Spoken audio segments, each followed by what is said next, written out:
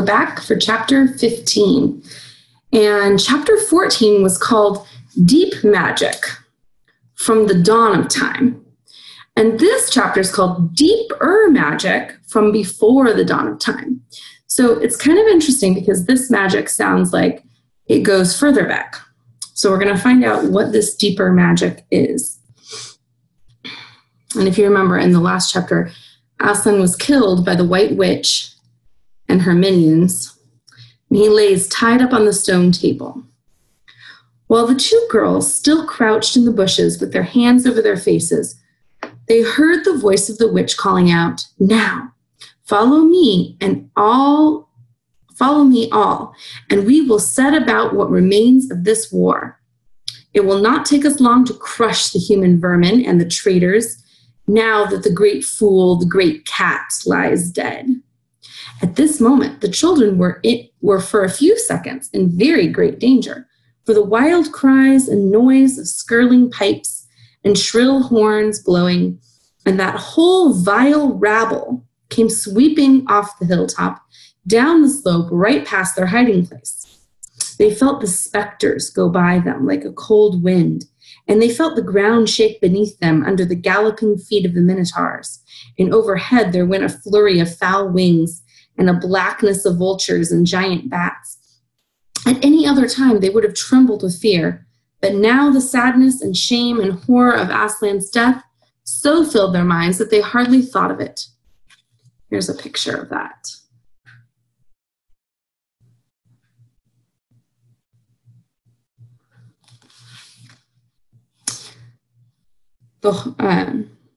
As soon as the wood was silent again, Susan and Lucy crept out onto the hilltop, and the moon was getting low and thin clouds were passing across her. But still they could see the shape of the lion lying dead in his bonds. And down they both knelt in the wet grass, and they kissed his cold face and stroked his beautiful fur, what was left of it, and cried till they could cry no more. And then they looked at each other and held each other's hands for mere loneliness, and cried again, and then again were silent. At last Lucy said, "I can't bear to look at that horrible muzzle. I wonder if we could take it off." So they tried, and after a lot of working at it, for their fingers were very cold, it was now the darkest part of the night, they succeeded. And when they saw his face without it, they burst out crying again and kissed it and fondled it and wiped away the blood and the foam as well they could. And it was all the more lonely and hopeless and horrid than I know how to describe. "I wonder if we could untie him as well," said Susan presently. But the enemies, out of pure spitefulness, had drawn the cord so tight that the girls could make nothing of the knots. I hope no one who reads this book has been quite as miserable as Susan and Lucy were that night.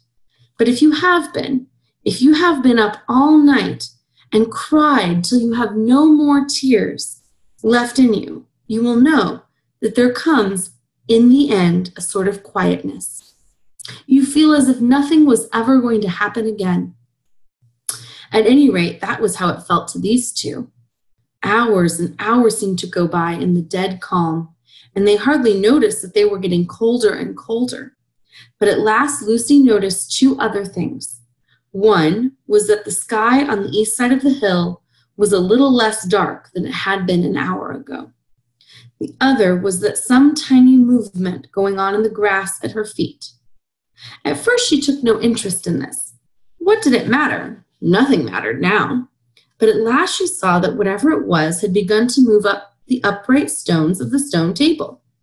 And now, whatever they were moving about on Aslan's body. She peered closer. They were little gray things. "Ugh!" said Susan from the other side of the table. "How beastly! These are horrid little mice crawling all over him. Go away, you little beasts." She raised her hand to frighten them away. "Wait," said Lucy, who'd been looking at them more closely still. "Can you see what they're doing?" Both girls bent down and stared. "I do believe," said Susan, "but how queer they're nibbling at the cords." "That's what I thought," said Lucy. "I think they're friendly mice. Poor little things. They don't realize he's dead. They think it'll do some good untying him." And here's a picture of that. We've got Susan and Lucy very sad with Aslan. And we've got the little mice crawling on him and biting through the ropes.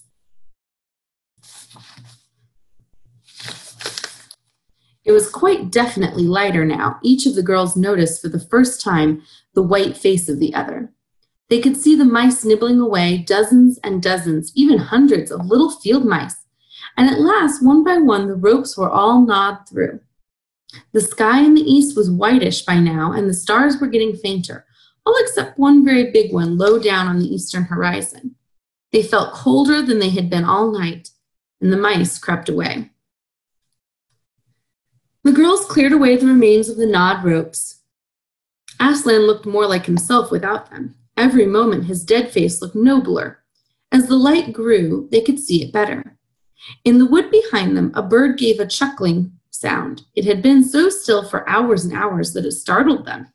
Then another bird answered it, and soon there were birds singing all over the place. It was quite definitely early morning now, not late night. "I'm so cold," said Lucy. "So am I," said Susan. "Let's walk about for a bit." They walked to the eastern edge of the hill and looked down. The one big star had almost disappeared. The country all looked dark gray. But beyond, at the very end of the world, the sea showed pale. The sky began to turn red. They walked to and fro more times than they could count between the dead Aslan and the eastern ridge, trying to keep warm. And oh, how tired their legs felt. Then at last they stood for a moment looking out toward the sea and Cair Paravel, which they could just now make out. The red turned to gold along a line where the sea and the sky met, and very slowly up came the edge of the sun. At that moment they heard from behind them a loud noise, a great cracking, a deafening noise as if a giant had broken a giant's plate. "What's that?" said Lucy, clutching Susan's arm. I feel afraid to turn around," said Susan. "Something awful is happening."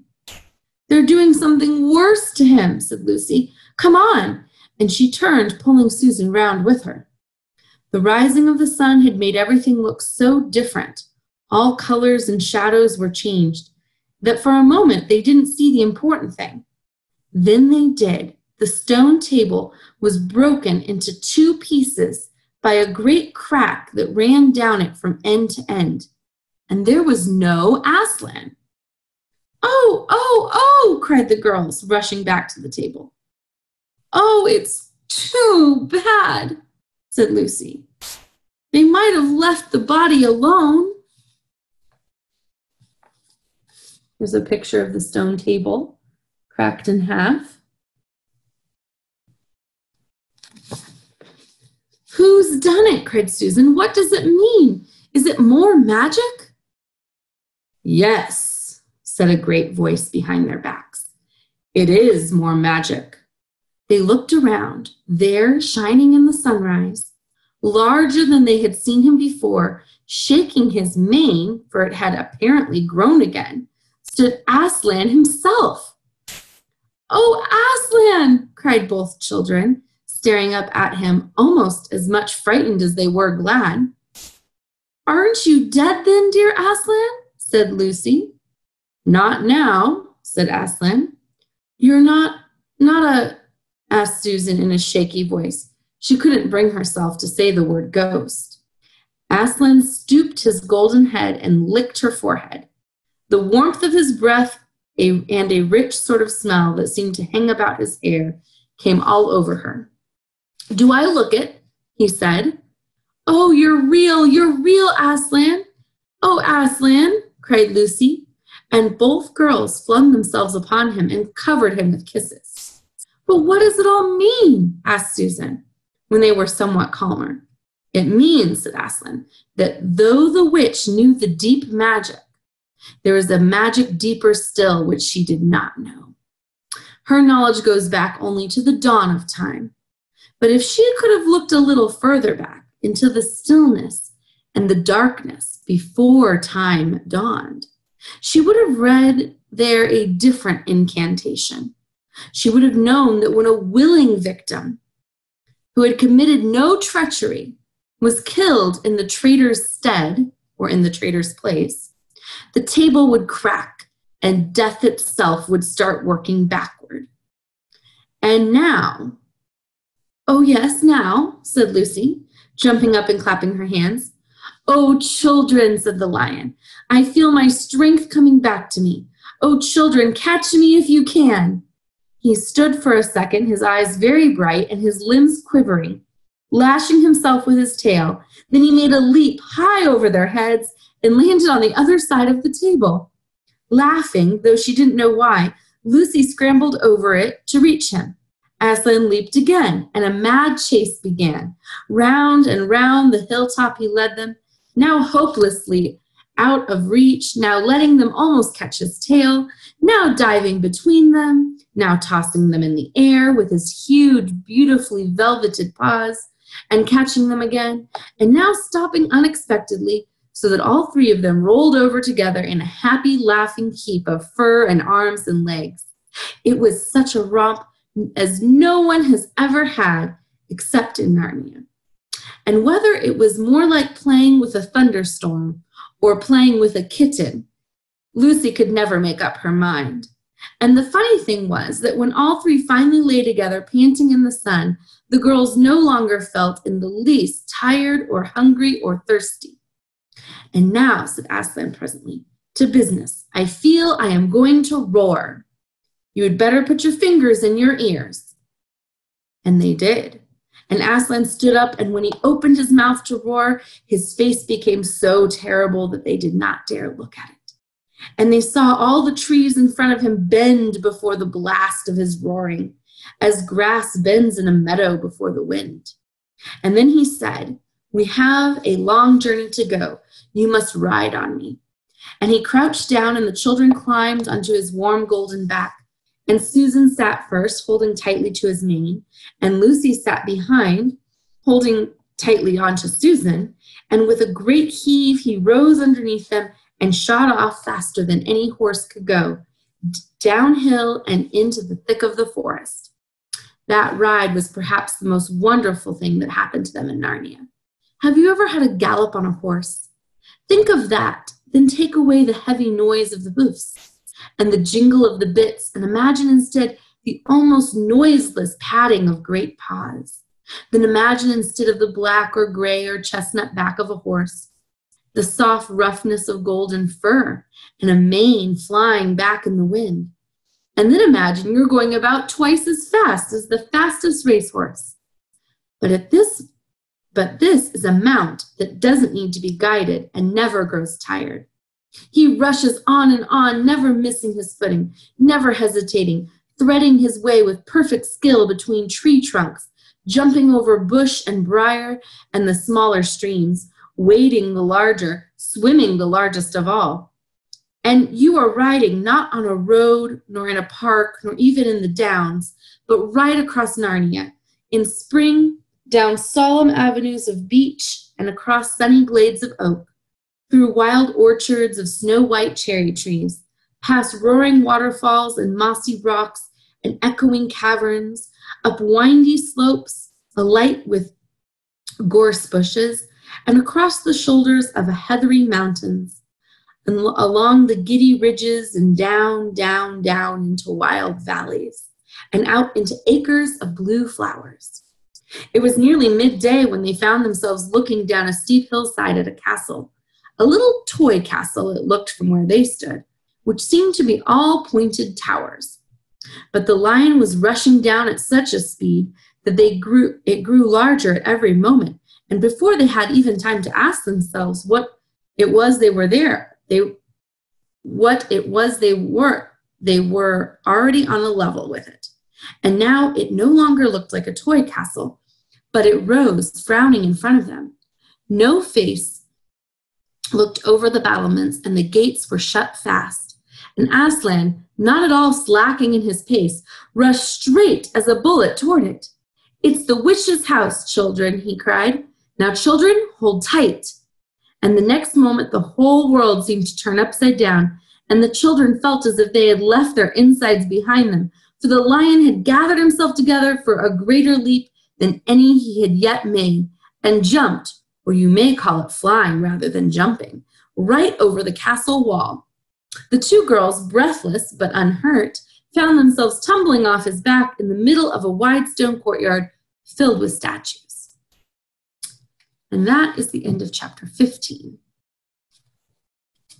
All right, now if you want to think about what are some parallels between this and Jesus, okay, and some differences. So one thing that's the same is Jesus raises from the dead and Aslan raises from the dead. One thing to think about that's different is that Jesus rises after the third day and Aslan raises after one night. So this story is not saying it's the exact same as the Bible, right? It's not saying that, but it is having some very similar things, okay? And one thing that that they talk about in this is that Aslan had done no treachery. He hadn't done anything to betray anyone, okay, anything wrong. And we know Jesus had no sins. So that's something similar. And when it talks about how he willingly took the place of Edmund in the story, well, we know Jesus willingly took the place of us, right? He didn't have to do that, but he agreed to, and he did it because his Father, God, asked him to. So you can look for some parallels and things that are similar between the story of Jesus, the true story of Jesus, and the pretend story in The Lion, the Witch, and the Wardrobe.